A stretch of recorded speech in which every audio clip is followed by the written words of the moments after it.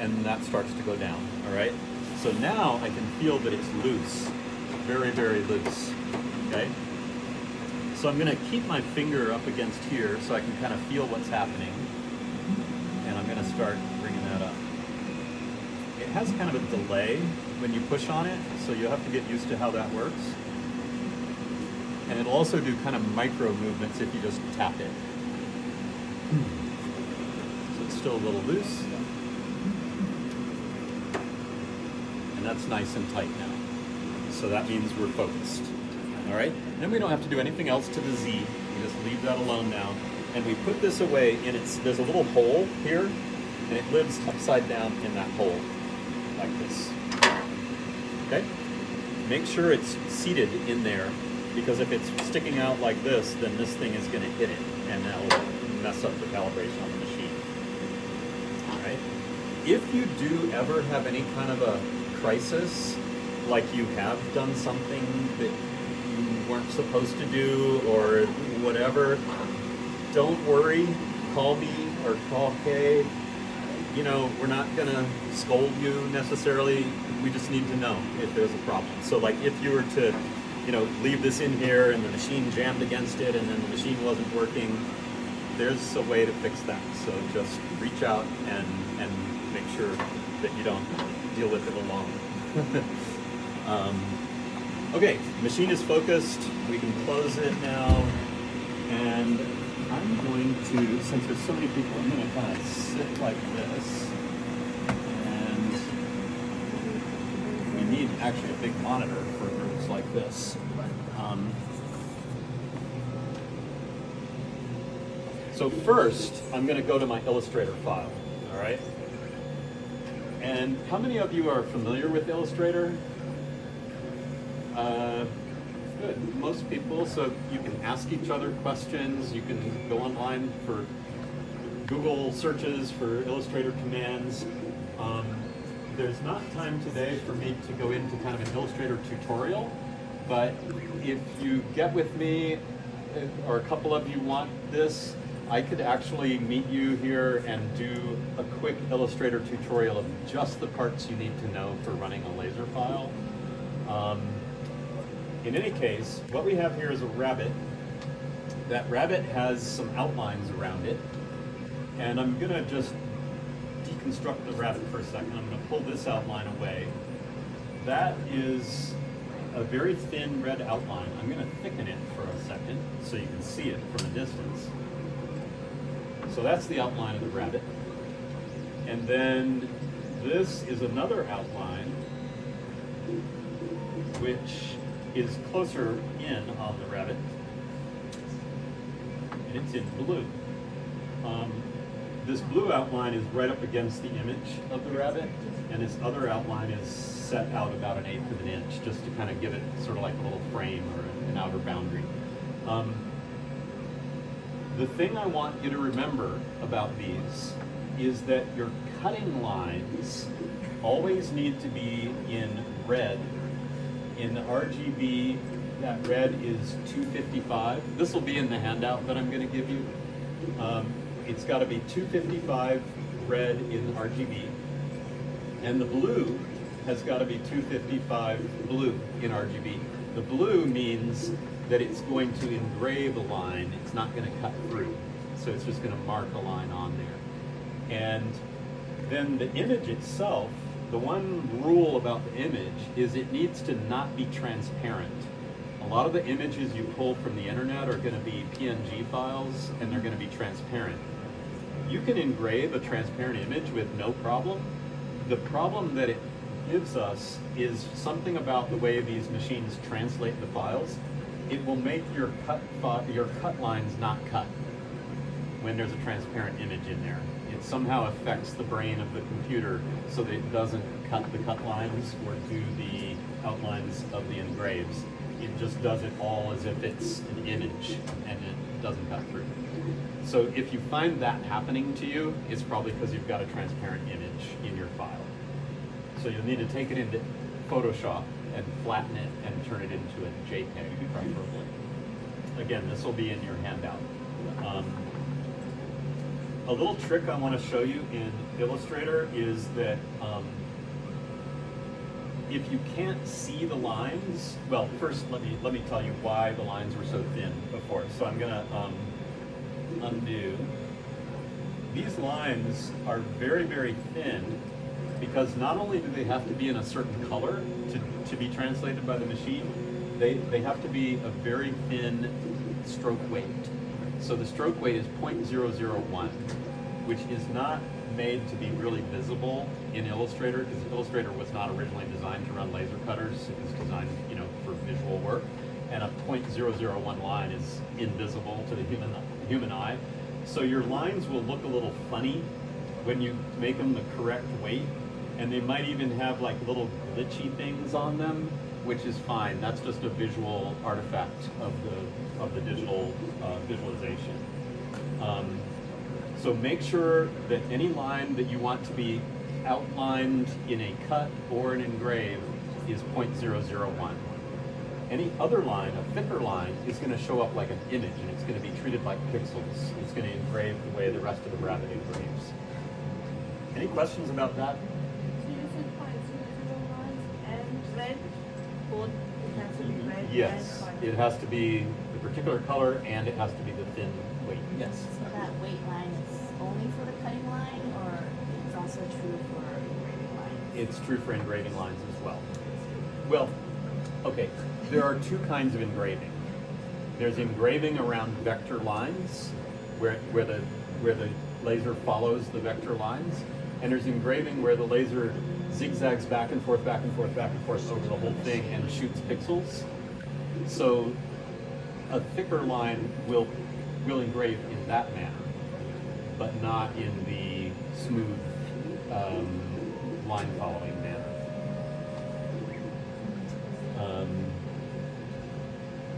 Okay, so our file is set up and ready. In your planning of your projects, keep in mind that the setup of your files will often take much longer than the actual laser work. So on big complicated files or fashion-related files using patterns, or architecture-related files where you've got lots and lots of parts to a model or something, laying out those parts and getting them ready, or dealing with the pattern and which parts get blocked out and which parts don't, that part can take hours sometimes on the computer. So don't count on coming in here and doing all that on this computer necessarily. Have that all ready when you come in to do your work. And then you just go to print, basically. So you go to File, Print, and it brings you a print dialog box, and you don't need to do anything in this window. In some shops, on some laser cutters, you would need to choose the printer or something, but on this one, this is the only thing connected to this PC. So it's showing up here, VLS 660, and we're just going to say print. And now it has been sent to the other software, to the UCP software. I always try to call it UPC, but it's UCP, yeah, Universal Control Panel. So that is, again, the little red icon on the desktop. That's this software. Now, your rabbit, or whatever it is you're printing, and you can zoom with the scroll wheel, it should show up the way you remember it's supposed to be. Like, okay, any image should be grayscale, any cut line should be red, any vector engraved line should be blue. If it doesn't look that way here, it's not gonna do it on the laser cutter. So if you look at this and all your lines are black, it might mean that you didn't give them that thin line weight, or you didn't give them the color that they were supposed to have. Now that thing about transparent images negates all of it. It will look right if you have one of those transparent images in there, and you'll see the red and you'll see the blue, but they won't cut and engrave. Which, that problem took me actually years to figure out. I figured it out here when I started testing this machine. I went through all of UC Berkeley never knowing why that sometimes happened. So, this rabbit is ready to print, I want to show you some of the controls here. So the first thing, just like the first thing we did when we put it on here, is we dealt with the material. We told the machine how thick that material is. Once again, with this software, we need to deal with material before anything else, because everything depends on what the material is. So we need to go to settings. It's your number one thing. And when the settings pop up, the software contains a whole bunch of presets for all different kinds of material, okay? And again, this is archaic software, so in order to open those presets, you need to click on the little tiny plus sign that's next to them. If you click on the lettering, nothing happens, okay? And if you double click, you get an inexplicable, like, you know, administrator window that you need to close, okay? So don't double click on those. Just click on the little plus sign, and since this is paper, I'm going to click on natural, because paper is actually listed under natural. Then that opens up another menu, and then I see paper, and I'm going to click the plus sign next to that. And I now see construction paper and copier paper. This database can be added to. So we're going to be adding other types of paper, like watercolor paper and so on, and museum board, which is something architecture will use a lot. And you need to select your materials. So construction paper, and then I'm gonna have to put in a thickness. All right, even though I told the machine the thickness, I need to put a thickness here because it relates to how much power is gonna be shot down at it. So it's not gonna move the Z direction, but it's gonna affect the power. So I already know that this paper is about 0.05 of an inch, so 1/5/100ths of an inch. So I'm gonna put that in, and this software again is a little clunky. So to get that to hold, I'm gonna hit tab to tab out of the field, and then that gets it to stay. And then I also have to hit apply. So always hit apply. If you don't, it'll go away and you'll have to go back and do it again. Now, that will give it some certain settings. What I found when I went with those default settings was it came out terrible. It came out super light. The engraved part came out so light you could hardly see it, and then the cut part didn't cut through the paper. So what you need to do for your particular material is do some tests and figure out what power and what speed you actually need. So in order to do that, I've already given it a thickness, so I don't have to do that again, but I want to move over to Manual Control tab. And here's where we see our familiar red, blue, and black again. Okay, so the red is cut, the blue is vector engraved, meaning engraving around vector lines, curves, and the black is the grayscale part. Okay, now I'm not gonna fiddle with this too long because I've already figured out what the settings need to be and I've written them down. So for this rabbit, I want the black one to be 70% power and 100% speed. We usually want the speed to be as fast as possible so we don't have to sit here as long. To do that, I'm gonna highlight the black one and I'm gonna go over here and I'm gonna click 70, and then I'm gonna tab over the next one, it's already 100, and then I'm gonna hit apply before I do anything else. Otherwise that goes away. So apply. Now I'm gonna click on blue, and I'm gonna say 30% power and 100% speed, and I'm gonna click apply again. Okay? And in red, I found out actually this power was too much. It burnt my paper, contrary to what I said a minute ago. So I'm going to change that to 50% speed, and I'm going to leave the power at 96. I usually don't go all the way to 100 with the power. The manufacturer recommends kind of being just under 100 on power. So if your power is already almost at 100, then the only way you can get more burning on your paper or more, power onto your paper is to go slower. So that's what I've done here. I'm going to hit apply. And now to get rid of that window, I'm going to hit OK. Now,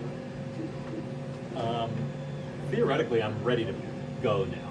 But before I do that, I'm going to tell you what a couple of other controls are on here. So first of all, actually, I'm going to zoom out. And what I see here is actually the 32 by 18 inch area that we have in there. So it's a representation of what's there. And the artwork, the way it came out of Illustrator, is sitting kind of roughly in the middle. If I want to know where that is, I click the focus view. And don't be confused by the word focus view, because that makes us think of the focusing. Forget about that and just think of focus view as these crosshairs.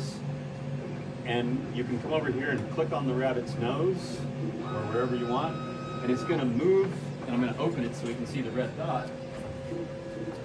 Right there is where that rabbit's nose is going to be. Now let's say I don't want to put it there because I'm trying to save material and I want to line the rabbit up with all the other rabbits. What I can do is I can look at my measurements here and I can kind of roughly figure out where that is by clicking up here. And I can either look at the measurements and do it real accurately, or I can just kind of eyeball it, which is what I'm doing now, just kind of guessing. And let's say, okay, I want my rabbit to be over there. Now I can go over here, after I've clicked there, I can go over here to the relocate view, which the names of these pop up when you hover over them. And I click relocate, and now my rabbit has handles on it, and I can choose which handle. I'm going to leave it on this upper left handle, but if I click one of the others, it'll highlight the others. And it's going to take the artwork over to where that is. So now I'm going to click to pointer down here, and it pops the rabbit up to where that red mark is. This can be real important when you're getting into complicated things, architectural things. Maybe you've already cut something out and you realize you forgot to engrave something on it, and you've got to reposition and figure out where it is. You can use this to get super accurate in that way. Similar with fabric too. You might be doing a pattern and then you realize that your cutouts weren't in the file and you need to go back and align them with where the pattern is.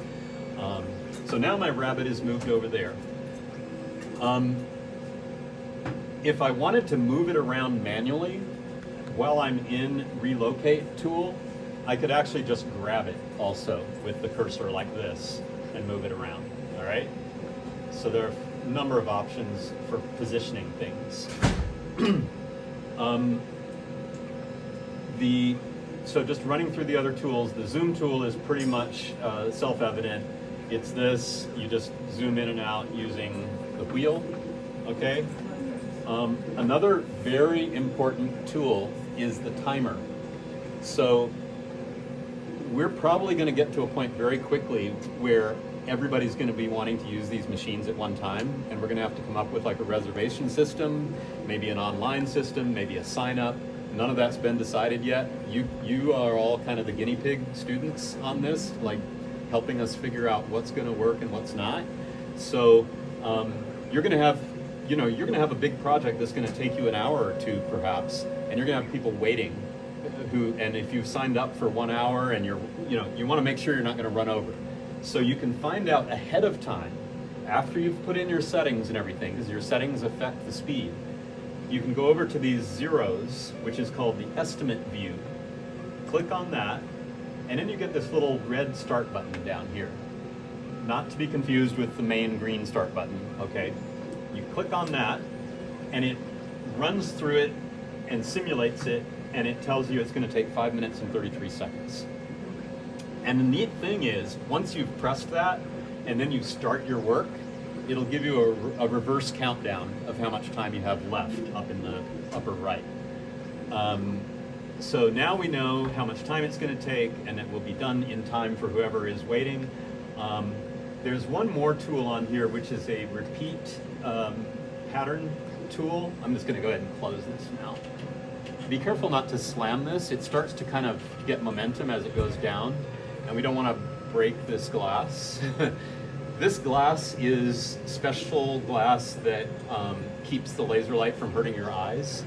And the laser will not run if this is open. So as far as safety goes, don't worry about being zapped with the laser. It pretty much doesn't happen. Don't ever put anything reflective in here, like a mirror. No, I've never tried it, but I can imagine we don't want the laser cutter shooting back out off of a mirror. And there are some restrictions on materials, okay, that I haven't even talked about yet. I'll get to safety in a minute once this starts running, and banned materials is one of the safety things that we need to discuss. All right, so this, sorry, I digressed. This duplicate view would allow me to repeat the rabbit in various ways by entering coordinates for how far apart I want the next rabbit to be and so on and so forth. It's pretty cool, and I understand for fashion that might be extra handy for certain patterns. However, I would encourage you to do that work in Illustrator so that you have a repeatable, savable file that you can go back to and edit, and you're not messing with it in here each time and then trying to remember what you did. I never use that on here. I always do it in Illustrator if I'm repeating something. Also, one more quick thing I want to show you is there is a file memory here. So all the files that have ever been done on this laser cutter so far are showing in here. Most of them are untitled. But you can go to those files and recut them or re-engrave them. A lot of these are tests or mistakes, so they might not do very well, but it'll save up to, I think, 100 or 200 or maybe more of these before it starts deleting the oldest ones. So if you want to redo a file that you've already done and it was all good, you can just go right back to it. Okay, so I've done my timer and I'm ready to go. So I'm going to hit go and gather in. Oh yes, please turn on, thank you for that reminder. Please turn on the air vacuum. So if you can't see, circulate through and get to where you can see what it's doing. It's basically going back and forth, back and forth, back and forth, zapping pixels, one pixel at a time, essentially. And this takes a lot longer than vector line work. So a lot of times when you're designing something, if you have the option, you want to do it as line work, not as engraving. Also, line work is cleaner, crisper lines. If you do your lines as pixels, they're going to look grainy like pixelated lines, because the pixels are actually pretty big in terms of their resolution. Let me talk real quick about safety, okay? There's not much of a safety question on raster engraving like this, except, for example, on my leather, which I totally did not expect.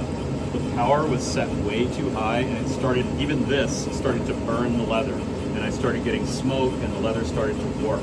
Okay, number one thing, if you feel there's a problem with burning, fire is the main problem, okay, because it's using laser to burn the surface or to burn through the material. Number one thing to do is lift this, okay? First thing you do. Most of the time, that's going to stop whatever little flare-up is happening, because the laser goes back to its home and it quits shooting laser energy, okay? 90% of the time, 99% of the time, that's going to solve your problem. And then you can go back to your settings and figure out what's happening, or just get rid of that material because it might be a bad material that you shouldn't be using. Whatever it is, open this so you can deal with it. Okay, don't be afraid to open it unless the entire thing is engulfed in flames. Okay, and I don't want to scare you. I've never ever seen that happen. But do what feels safe to you, obviously. But bravely open this up and it should stop. What was the question? Somebody raised their hand. Fire extinguisher. Fire extinguisher. There is a fire extinguisher conveniently located right there. That is the last thing we want to do, because it would be a big mess and it would ruin the machine. But absolutely, if it's a safety issue and a big fire, use the fire extinguisher. Even ignore my advice. Again, if you have messed up okay, if you've made a mistake and you've put a bunch of cardboard in here and the cardboard has caught fire and you walked away and were texting or something and it's your fault and the thing is on fire and it's completely filled with flames, don't open the lid, okay? Go to the fire alarm, go to the fire extinguisher, run to get help. Don't put yourself in any danger, okay? How about just turning off the... Don't even try turning it off. No, there's no reason to turn it off. Opening it shuts off the laser. But then And it's a flame. okay, if it's engulfed in flames, I'm not going to try to turn it off. I'm going to run get help. Okay, you don't want your hands near that. Okay, but this is a terrible hypothetical. Okay, I've never ever seen it engulfed in flames. You need to. Unplug it. Okay, I don't even want to go there. Okay, just do what seems to make sense for you at that moment. Yes. I have an advice, and I'm sure you will say that also. Never ever walk away from it while the machine is in use. So if it catches fire, you immediately open it. Don't let it like become a wildfire scene. Yes, very Because important. You cannot take your eyes off that. If you have fire, I mean, you can sit there like right next to it and read a book, text, watch your daytime soap opera, but you cannot walk away from it ever. Yes, so this, I was remiss in not bringing that up.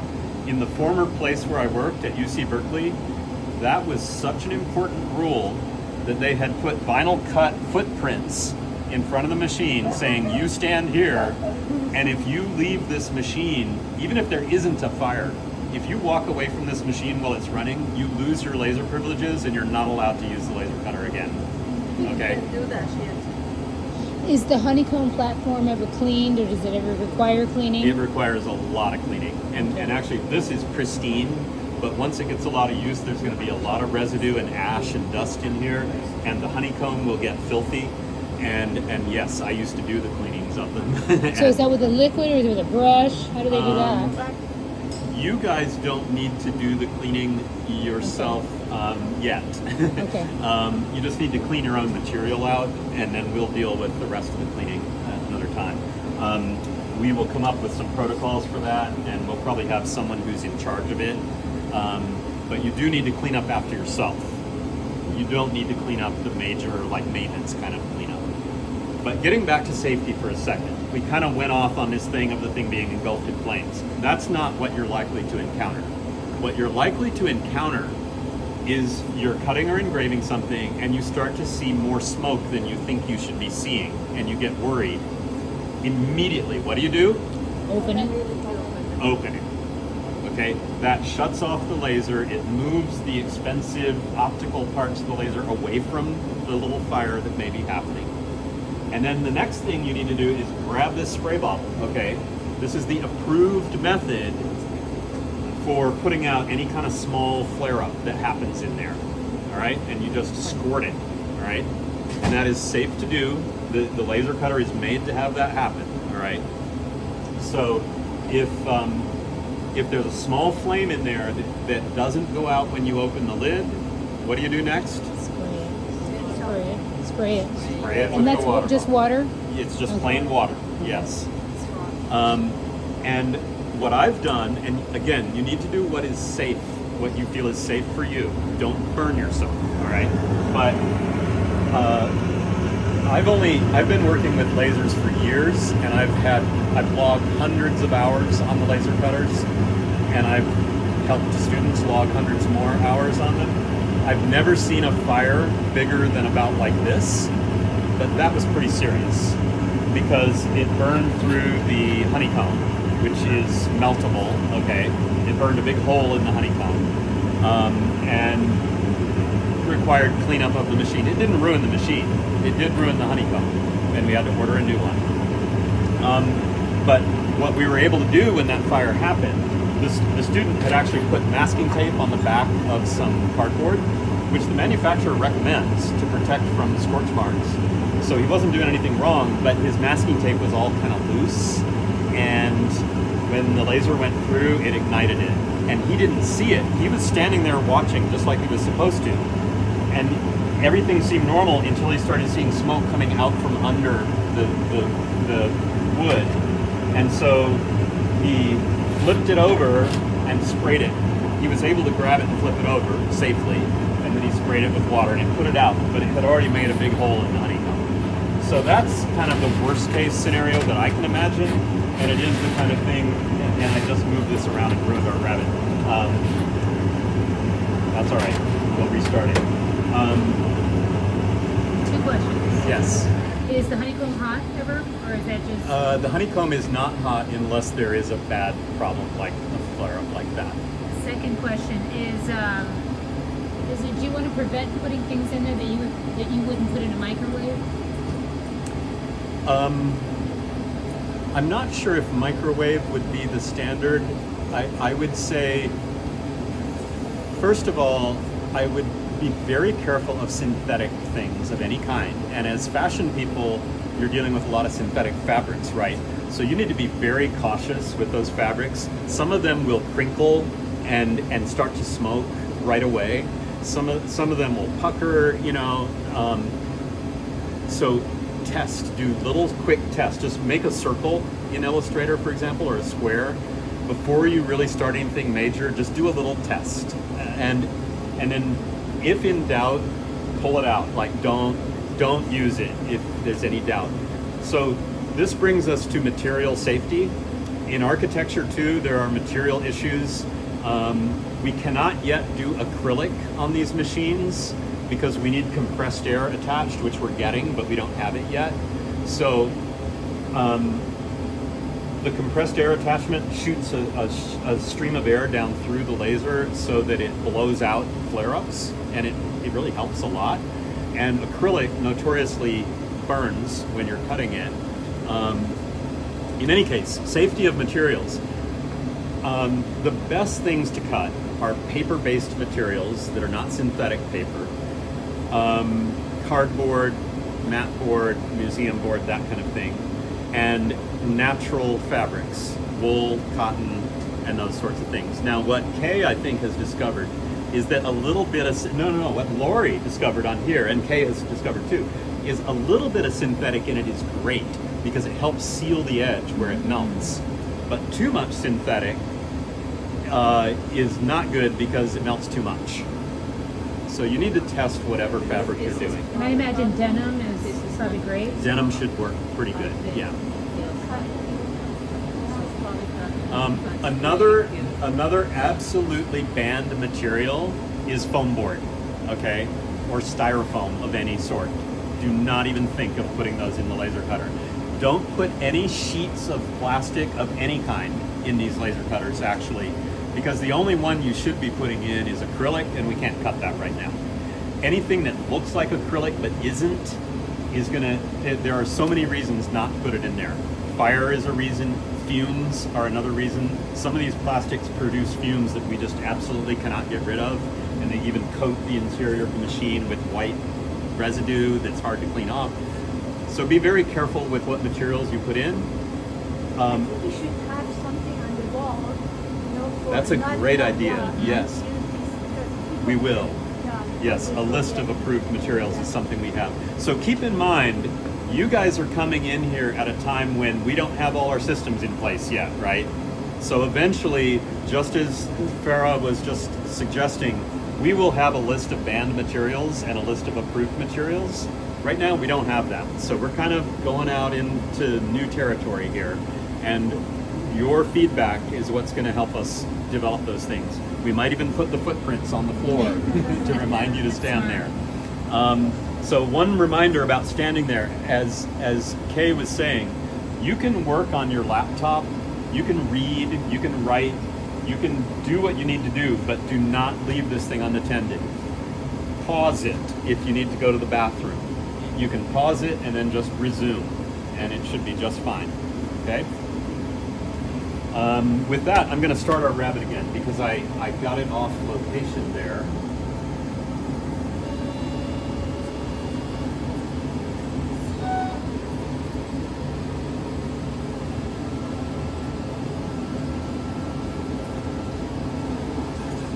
So while this rabbit is running, any other safety concerns or questions about materials? Yes.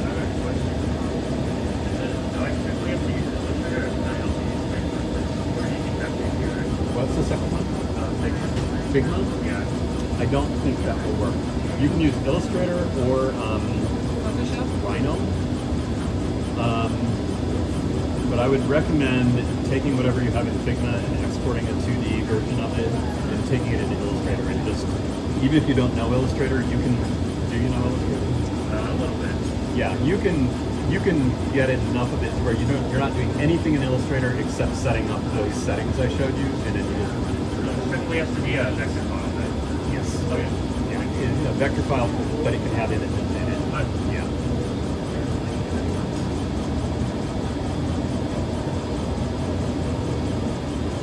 What about that fabric that's on the back of, like, you know that fabric that the Levi's have, that little brown tab in the back? Would that make it something? Usually that's leather, I think. It is. Yeah. Yeah, like those things. Yep. Right? Yeah, that's leather generally. And that can work. Perfect. Okay. Just gotta adjust your settings and not burn it too much to where it crinkles or And something. even like the older Levi's, they have that thinner one, but I think that's leather also. I think so, yeah. This reminds me of the glow forge. The what? The glow forge. It's like the Cricut, but it's a laser cutter. Oh, So you okay. use the Glowforge? I haven't. I have a Cricut though. This reminds me of the Cricut, but like Oh, way yeah. fancier. The Glowforge is a newer brand. Some people love them. We chose this because these are real workhorses in Yeah, an this is a educational professional environment. machine. Yeah, a Glowforge is a great home machine, and they do have one over at Mission College. I'm concerned about it for its durability. Yeah. You know, it's made out of plastic and it looks real futuristic and everything, but Yeah. it's They're expensive. and it's going to be hard to clean that plastic machine. How much is this machine? This machine is about $20,000 plus the $5,000 for that unit.